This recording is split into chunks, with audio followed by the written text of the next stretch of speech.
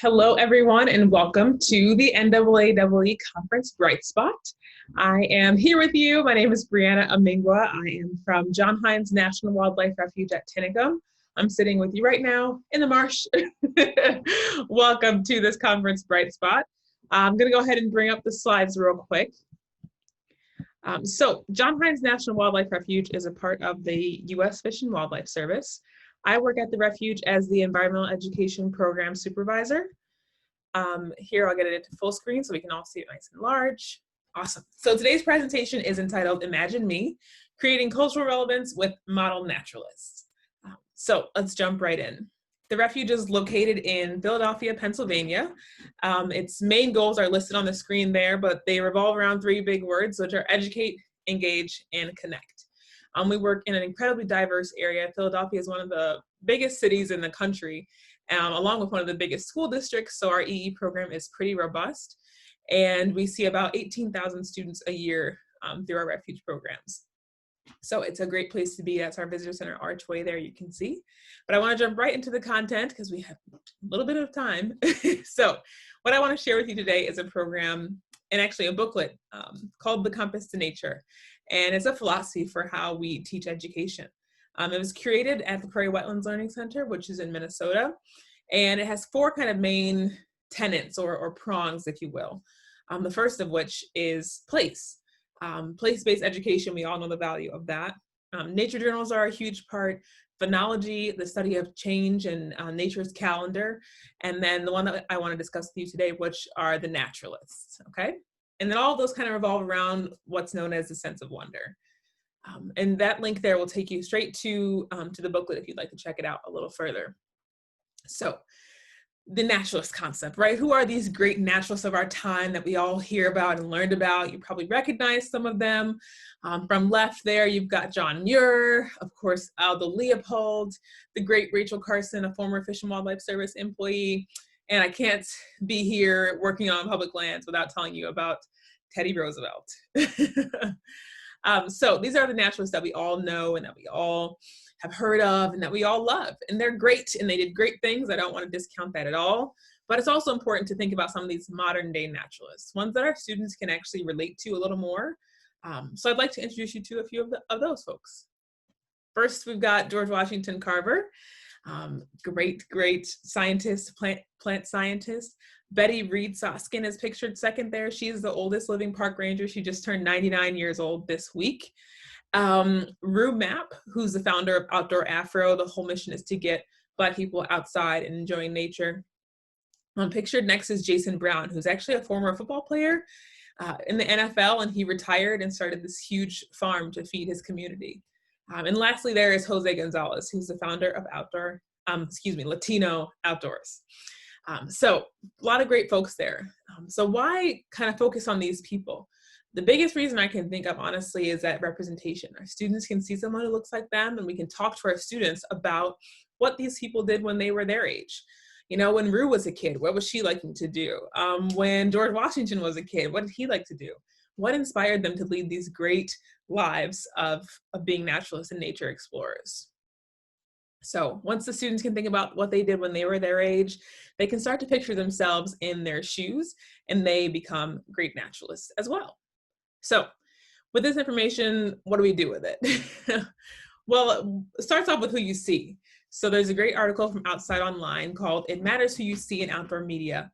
And along with it, I came across this poster called Heroes of the Great Outdoors. This was drawn by Aaron Wilson, and it can be purchased online with a nice little printout of what all these people were all about.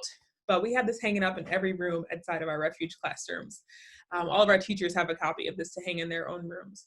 It's about students seeing folks who are also heroes of the great outdoors, that look like them, that grew up like them, that they can identify with, really. And that's a huge part of being able to see yourself in nature, seeing someone else doing it too. So then we look at their words.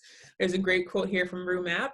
Here's some others that we use. We just make these posters right in-house and laminate them, so it's nice and relatable to the students. But these are quotes by these great naturalists. You'll notice one that's not by a person. It's from the Lorax. So those are important too. We also include some pop culture references for the students, quotes from cartoons like the Lorax, you know, Mufasa, and things that they might have seen on TV and are familiar with. So with that information, we use those quotes to get this learning started with students. We show them that quote, we ask them to reflect on it. Do you agree or disagree? How do you think that person was feeling when they wrote this? How would you change it? What do you think about it? And that can really get them to start processing a little more carefully. So now that we have all that information and we've met some of these folks, it's important that we set a really good foundation for our outdoor exploration. A lot of times our students have not been exploring in these huge wide open green spaces, and it can be a little bit intimidating. So we, as our educators, as the leaders in these situations, have a great opportunity to make it a really positive experience. And one of the ways we do that is through introducing these naturalist skills. So it's easy to be a naturalist. Anyone can do it. You and I are naturalists. All you have to do is want to know things about nature and to go out and study it.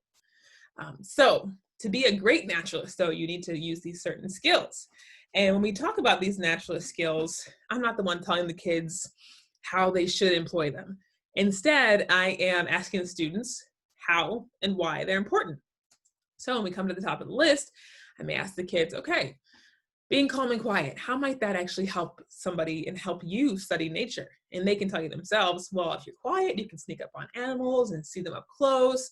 Perfect, right? We'll go through this list and kind of walk through each one. How can we respect nature? How would it be safe to use our senses in nature? And all that kind of investigation and discovery gets us ready to go outside.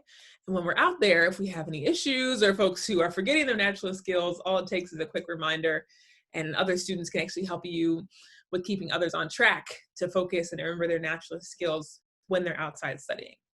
So once students have this awesome foundation of knowing how to interact with nature safely, how to engage, who's been there before them and done it, they're ready to do it on their own. We can get outside and they can do anything, right? We can study plants like George Washington Carver, making a great journal entry here that has words, illustrations, and numbers. They can hike like Rue and explore, see nature, write about it, tell their friends about it, right? They can also enjoy the public lands just like Betty Reed Soskin wants us to, right? We can recreate and have a good time outside. And after we've done all those things and kind of built up a love for the land and a connection and ownership with the land, we can actually start to help heal it. So just like the Lorax, some students here are pictured, they get funds and resources to decide how they want to help the environment. So we had kids doing a marsh cleanup. We had some other students who grew native plants in their classroom and gave them away to their community members. So all that, laying the groundwork and getting active and giving them some ownership of the land, of their journey and their investigation can also help them to write their own legacy, right? So all that time that they spent, these repeated visits, these chances to explore and get outside can lead students to find their own discoveries and become their own great naturalists. And we're just along for the ride to watch and see how they go. So thank you all so much for sitting with me for these few short minutes to hear about the naturalists and how we can create cultural relevance for our students. If you'd like more information or if you'd like the naturalist poster, I have a PDF of that. I'm happy to share it with you. But these slides are available and feel free to shoot me a message. I'd love to hear from you guys. So enjoy the rest of the conference and have a great afternoon, evening, or day, whatever you're at. Enjoy it. Thank you guys. We'll see you.